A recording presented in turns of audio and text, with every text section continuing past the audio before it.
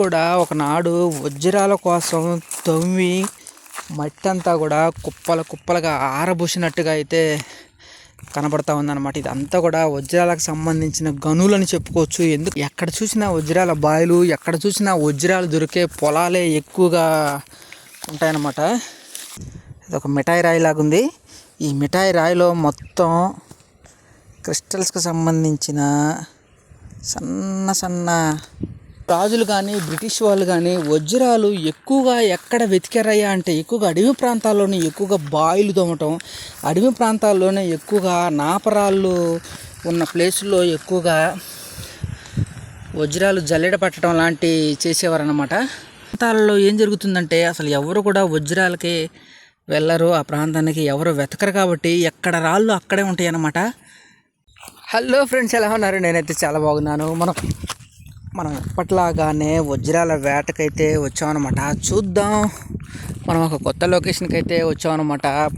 వెంకటాయపాలెం అడవి ప్రాంతాలలో వజ్రాల వేట అయితే కొనసాగుతుంది. ఎక్కువగా ఈ నాపరాల దిన్నెల్లో సన్న సన్న రాళ్ళ కుప్పలు కుప్పలుగా ఇవన్నీ కూడా ఒకనాడు వజ్రాల కోసం తవ్వి మట్టి అంతా కూడా కుప్పలు కుప్పలుగా ఆరబోసినట్టుగా అయితే కనబడతా ఉందన్నమాట. ఇదంతా కూడా వజ్రాలకు సంబంధించిన గనులని చెప్పుకోవచ్చు. ఎందుకంటే వెంకటాయపాలెం కానీ, కోళ్ళూరు కానీ, కేతవరం, పులిచింతల ఈ ప్రాంతాలన్నీ కూడా వజ్రాలకు సంబంధించిన ఎక్కడ చూసినా వజ్రాల బాయిలు, ఎక్కడ చూసినా వజ్రాలు దొరికే పొలాలే ఎక్కువగా ఉంటాయన్నమాట. అదండి వెరైటీగా ఉంది. రాయి చూడండి ఎలా ఉందో. మొత్తం ఇదొక మిఠాయి రాయి లాగుంది. ఈ మిఠాయి రాయిలో మొత్తం క్రిస్టల్స్కి సంబంధించిన సన్న సన్న రాళ్ళు కనపడుతున్నాయి అన్నమాట.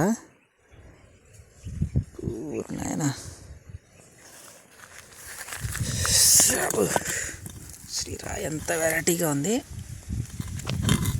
ఇదొక మిఠాయి టైప్లో ఉంది. సన్న సన్న క్రిస్టల్స్ మొత్తం ఉడికిపోయి కాలిపోయినట్టుగా ఇదొక టైపులో ఉంది ఆయన. చూద్దాం, మనం ఒక కొత్త ప్రాంతానికి అయితే వచ్చామన్నమాట.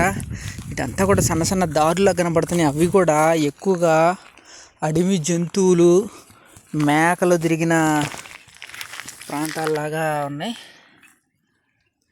ప్లేస్ అంతా కూడా ఇలాంటి ప్లేస్లోనే ఎక్కువగా వజ్రాలు దొరికే అవకాశం ఉంటుంది. ఎందుకంటే అసలు వెంకటాయపాలెం పొలాలు కానీ, అడవి ప్రాంతాలు కానీ, బీడు భూములు కానీ ఏది కూడా వదిలిపెట్టాలని అనిపించకూడదు. వదిలిపెట్టాలి, దీని అవసరం లేదులే అని మాత్రం మనం తక్కువ అంచనా వేయకూడదు అనమాట. ఎందుకంటే అలాంటి ప్లేస్లు అవన్నీ కూడా వజ్రాలు దొరికే ప్లేస్లేనమాట అవన్నీ కూడా. కాబట్టి ఏది కూడా తక్కువ అంచనా వేయకూడదు. వెంకటాయపాలెం అడవి ప్రాంతాలలో, వెంకటాయపాలెం పొలాలలో వజ్రాల వేట అయితే కొనసాగుతుంది.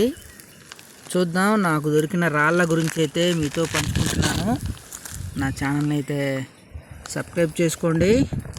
కొత్తగా నా ఛానల్ చూస్తున్న వారైతే మాత్రం లైక్ చేయండి. చూద్దాం, రాత అంతా కూడా చాలా చాలా డిఫరెంట్గా ఉంది. ఇటంతా ఇట్లా వెళ్ళిపోదాం. ఇట్లా వెళ్ళిపోయి వారికి ఇట్లాంటి నాపరాలలో, ఎందుకంటే వజ్రాలు అనగానే ఎక్కువగా అందరూ పొలాలలో ఏరుతూ ఉంటారు, రోడ్ల ముట్టి పొలాలలో ఏరుతూ ఉంటారు. కానీ నాకేంటో ఇట్లా అడవి ప్రాంతాల్లో ఇట్లాంటి నాపరాళ్ళ దిన్నెల్లో ఇట్లాంటి చిన్న చిన్న రాళ్ళు కుప్పలు ఉన్నప్పుడు అలాంటి ప్లేస్లో వెతకాలని ఉంటుంది. ఎందుకంటే ఎక్కువగా నేను గమనించింది ఏంటంటే వజ్రాలు ఒకనాడు రాజులు కానీ, బ్రిటిష్ వాళ్ళు కానీ వజ్రాలు ఎక్కువగా ఎక్కడ వెతికారయ్యా అంటే ఎక్కువగా అడవి ప్రాంతాల్లోనే ఎక్కువగా బాయిలు తోమటం, అడవి ప్రాంతాల్లోనే ఎక్కువగా నాపరాళ్ళు ఉన్న ప్లేసుల్లో ఎక్కువగా వజ్రాలు జల్లెడ పట్టడం లాంటివి చేసేవారన్నమాట. అందుకని ఎక్కువగా ఆ ప్లేసులు నేను ఎక్కువగా గమనించేది ఎక్కువగా ఆ ప్లేసులో. ఎందుకంటే చాలామంది పొలాల్లో వెతుకుతూ ఉంటారు. పొలాల్లో కూడా దొరికిన సందర్భాలు చాలామందికి ఉన్నాయి.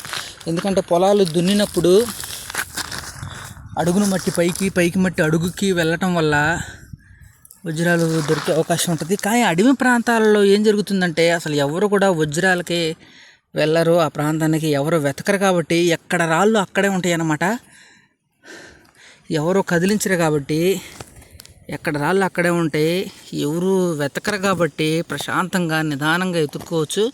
కానీ అడవి ప్రాంతాలను కానీ అడవి ప్రాంతాల్లోకి వెళ్ళిపోకూడదు అనమాట. చాలా చాలా డేంజర్గా ఉంటుంది. కానీ ఈ ప్లేస్ అంతా కూడా ఇట్లా రాళ్ళ కుప్పలుగా మంచి మంచి ప్లేసులు. ఇదంతా కూడా చూస్తూనే ఉండండి. కొత్తగా నా ఛానల్ చూస్తున్న వారైతే మాత్రం సబ్స్క్రైబ్ చేసుకోండి. ఇంకా మంచి మంచి ప్లేస్లు, లొకేషన్స్ అయితే మీకైతే చూపిస్తాను. మరొక కొత్త వీడియోతో మరలా మనం కలుసుకుందాం.